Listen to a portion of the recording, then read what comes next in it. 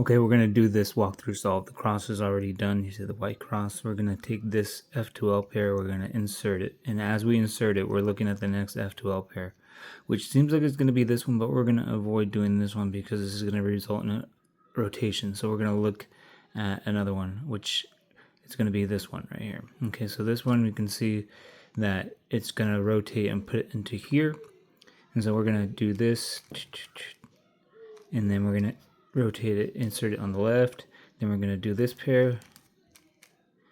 And then you could probably do a rotationless F2L insertion right here, but I think by doing like an F and then something like that. But because the bottom layer is all oriented already, we're going to go ahead and just do a rotation. So you should generally try to avoid rotations, but if it's more advantageous for you to do a rotation, then we're going to do it, and we're not going to go out of our way to avoid the rotation. Okay, here's another example of a walkthrough solve for the F2L. We're going to see this pair. We can do it like this, and then we're going to look for another pair, which I see this edge right here, and I see this corner is over here. Okay, so what I'm going to do is insert it like that and insert it into that back slot right there. And then we're going to do this pair right here. You see how pretty rotationless this is? This is gonna, I'm gonna do a, we don't have to do a rotation for this one, but I would do a rotation personally because I want to avoid that. I can see the edge control for the last layer, and what I would personally do is try to leave at least some of these oriented correctly. But you can rotate, again, you could rotate, but just try to do it as infrequently as possible. Let's do another walkthrough solve. F2L pair right here. We're just going to go ahead and do that, and we're going to look for the next one. You want to develop your look ahead pretty strong, and it's going to be slow at first, but again, your focus is going to be to try to do as few rotations as possible.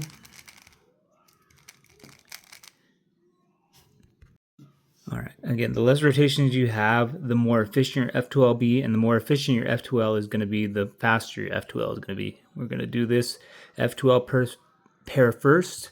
How do we do this? We could do it like that, but what we're going to do is we're going to insert it using this move right here, because we're going to insert it using this move right here because this is going to set us up for a nice insertion F2L pairing right here. I'm gonna see this corner right here. That's gonna orient this edge in a way that it's gonna nicely allow us to connect this pair in the back using this move right here. Okay, so this corner, this edge, like that, easy insertion in back here, and then we're gonna do this F2L pair right here. Rotate, done. This is an example of doing a keyhole F2L. So we're going to look at this corner right here. It needs to go over here. So there's a couple of different ways to do it. We can do it like that. All right, and that would be fine. But another way to do it, alternative way to do it, is to do a D move and just insert this corner and then do a D prime move. Okay, and we're going to do this F2L pair right here.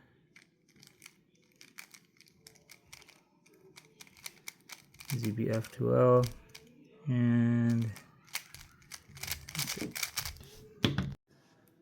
all right, we're gonna do this F2L pair right here. It's probably gonna be the most efficient one. And I think kids these days they do interesting finger tricks. So you can do a back rotation, a back turn, a back move like that. But for the most part, you can just rotate it. Again, you're not trying to avoid all rotations. You're just trying to minimize rotations. So that's fine. Do that F2L pair. And we're also going to do this F2L pair right here. Insert. And like that.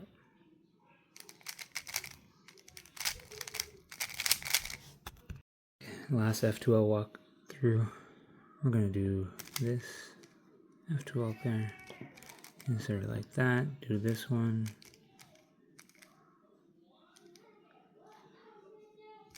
see we can do this one right here, or we can do this one. But if we do this one, it's going to break that one away, which is fine. But some things you might try to do is preserve it. So we can do it like that. That may take a little while to actually, before you get there, to be able to see that and anticipate it and then execute that. This is very important to note that in doing your F2L pairs, the ones that you select are very important because you want to try to minimize the amount of rotations that you do.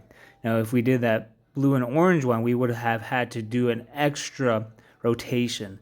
But this allows us to insert that F2L pair and do only one other rotation afterwards. You train F2L, it's very important that you go slow and you do exactly what I'm doing with these walkthrough solves, and you try to train your eye to find the most optimal pair to go after. And don't always time your solves. You're going to have to go slow at first to go fast, and I can't emphasize that enough.